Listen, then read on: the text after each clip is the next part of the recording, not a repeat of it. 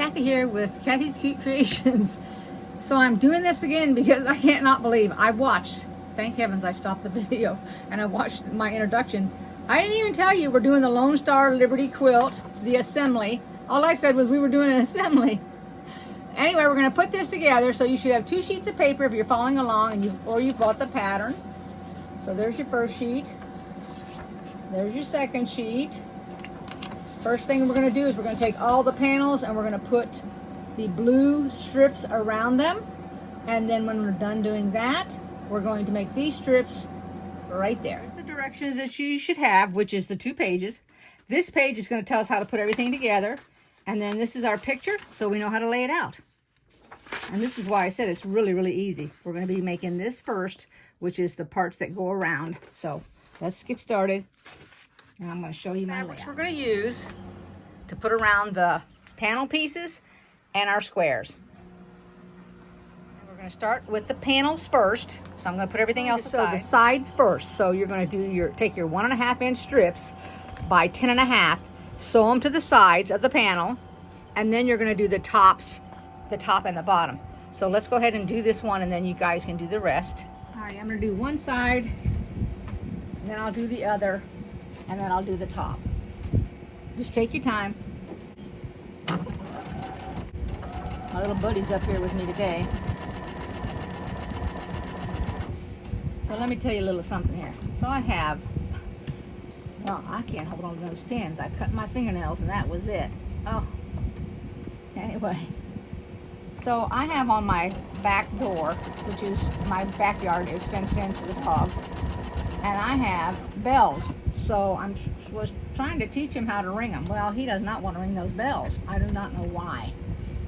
But anyway, that's on the doorknob. And then on the right-hand side on the wall, I put a little round button that has a puppy paw on it, and it literally, when you push it, it says potty, potty.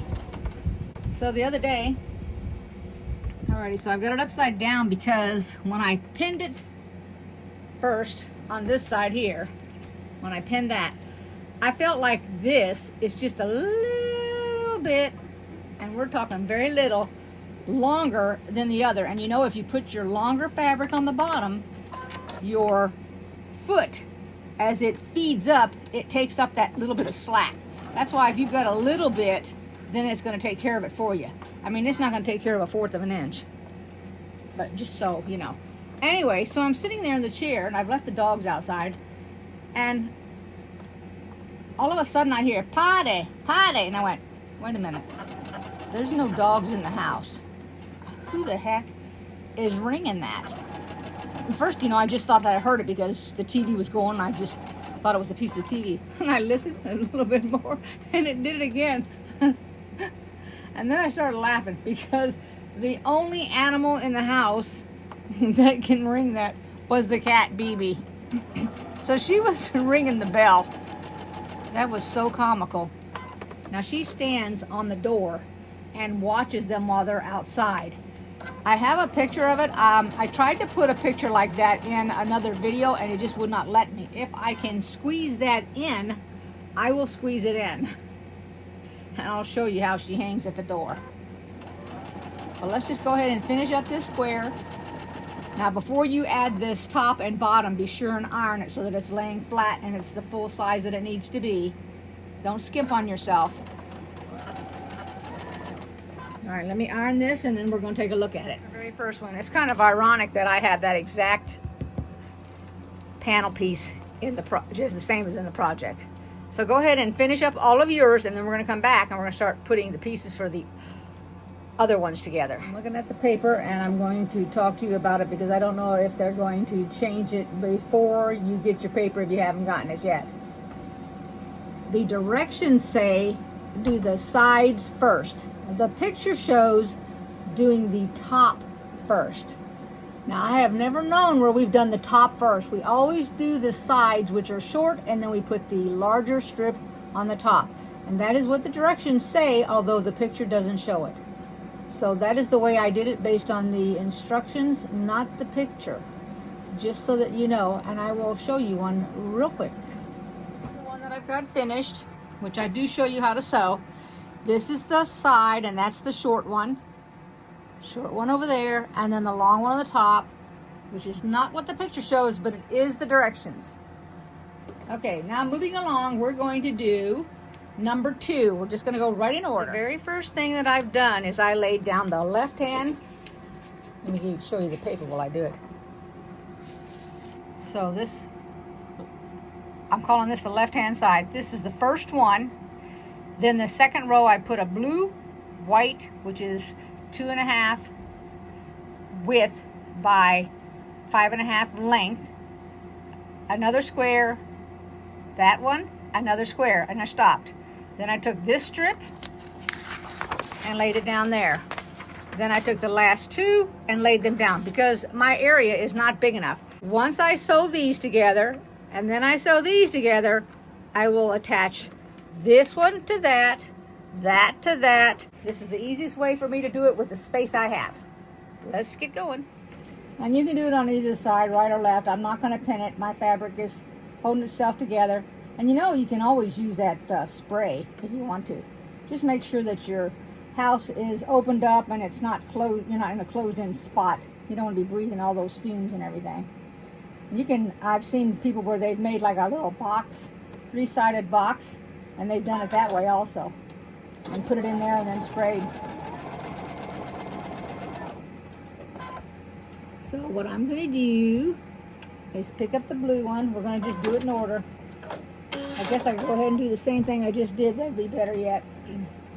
And then I'm trying to make my blue, the grain, go that direction, which is actually the same direction as the white fabric, in case you didn't notice it. Well, in mine, that's the way I cut it. I mean, I guess you could have cut it, depending on how you cut your fabric, you could have cut it the other way. You never know. They don't all turn out exact. And I don't think I got a 1/4 inch on that last one. And I got off on that one. Goodness, what's going on here? Wake up and smell the roses. It was just a little bit off, and this one looks way off. I don't know what happened there. That's right, 2 rows of stitching doesn't hurt a thing. All right, let's get these together. I hope this thing is not turning off and on by itself. I just went to turn it on. I thought I turned it on and I actually turned it off, so I'm not sure what's happening. This is that last strip on the table we're doing. And then we're going to put it together with the first one.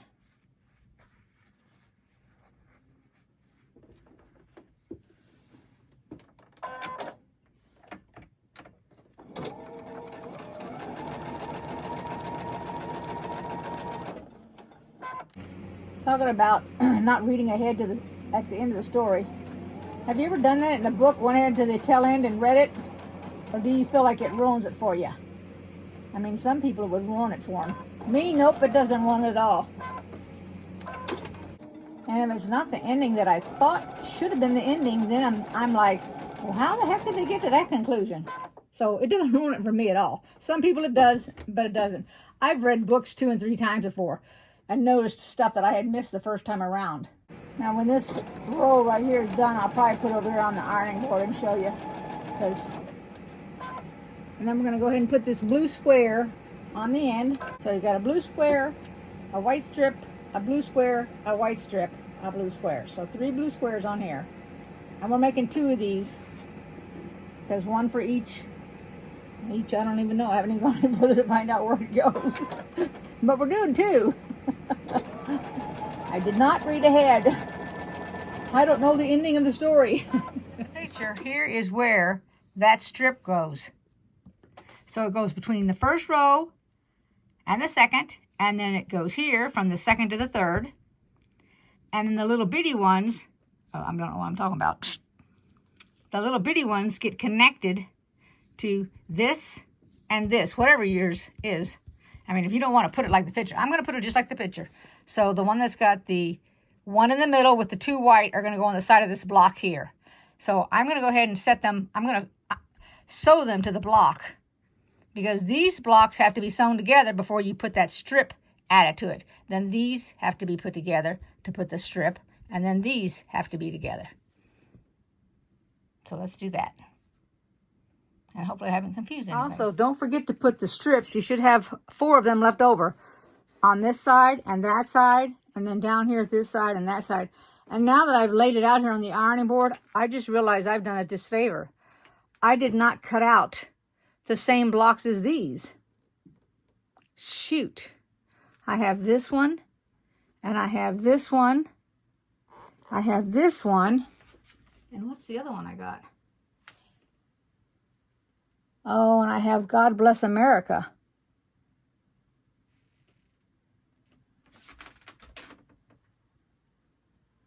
And Land That I Love. So I'm going to have to put God Bless America in the middle. I am so sorry, but you guys go ahead and cut out this family, faith, family, and freedom. I mean, they're cut out the same way the panels are. Somehow I got confused. I don't know what I thought I was looking at, but I didn't cut this one out. I mean, it's not going to affect it because they're all the same size, but I'm going to go ahead and sew the strips on here. I'm not going to show how to do it, but I'm going to explain. So you have to watch and not take your tip off on this side when you put your strip on. So what I did, because I have it folded over, maybe you don't have it folded over, that's fine. I mean, maybe you've got yours open. But because it's folded over, I wouldn't see where to sew. So I took it and just flipped it for a minute, marked the dot right there, and then put my pin mark and made sure I came off of this fabric here and to the left, and then I folded this over, and then I took my pin mark from there and went across. And that's what I'm doing to keep the tip so I don't lose it. If you hear what sounds like a bird, don't worry about it, because it was a toy that I actually bought for the cat. I thought I would spend the money to keep her entertained. And of course she has nothing to do with it. The dog took over the toy. So nothing can be done about it. He's the one that plays with it. And I have pinned this to death because nothing wants to stay right on this. But that's okay. Whoops. I will just bear with it. It's sticking me in the arm over here and to everything else. When I come across this, these pins are like having teeth aimed at me.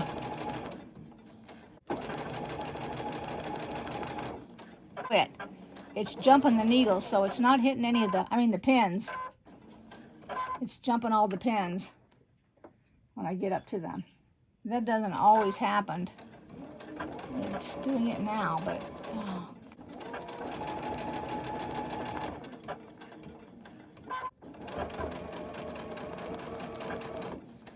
It's identical on both sides, so you don't have to watch me sew the other side. I mean, they're all the same way. You're going to mark all your spots. I got a tip on them so you don't lose them. Each square is different because, you know, they're all different squares to be putting. There's the one with the size on it. Now, this one's kind of crinkly there, but so I don't know if you can even see it. A little bit of an indentation here. I folded this fabric and that fabric and pinned this before I went to the top and the bottom.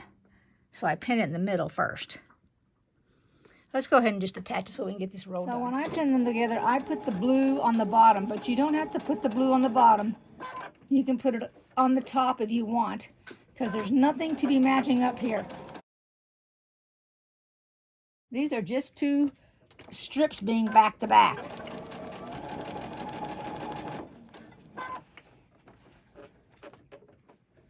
I had a cup of coffee and I still feel like I'm hoarse.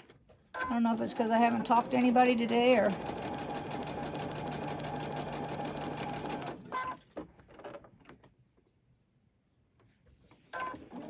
Not sure.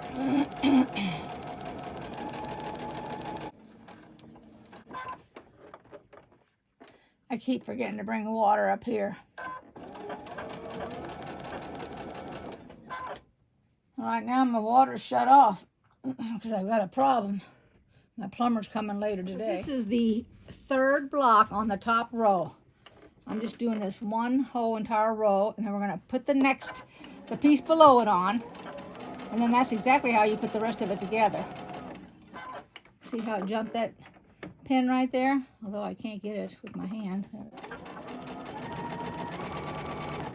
And then I'm going to tell you right now, don't panic if all your blocks did not come out to the 12.5 inches. However you cut your squares up, your project, and you squared them up and everything, as long as they're all the same exact size, it does not make a difference. And that's what you've got to keep in mind.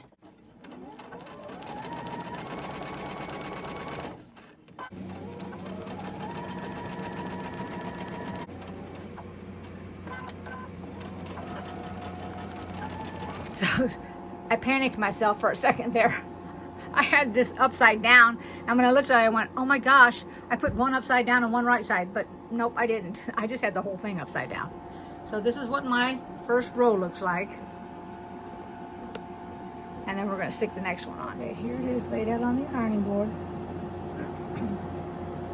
There's the left, and here's the strip that's on the bottom, the middle one, and the strip that's on the bottom. Now I find that if you turn this upside down and iron the inside, it's a lot easier because the outside will get you messed up. So there it is. Go ahead and make all the rows, and then we will put them together. We're going to add the one with the one blue in it to the right hand side of that before we put the panel piece on there. Okay, trying to ignore the air conditioner. I'm close to the camera so you can hear me.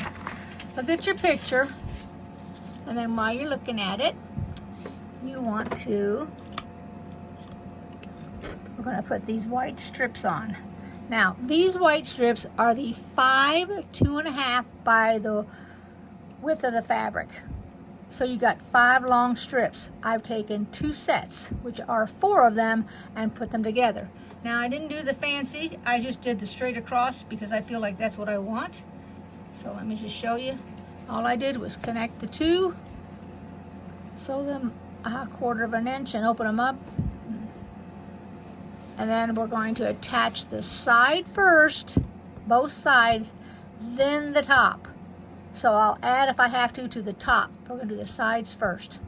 So let's do that. And you're going to watch your tips here. I know that I've already taken a couple of my tips off by mistake, but I don't have an issue with it. That's fine. There's too much action going on in here anyway.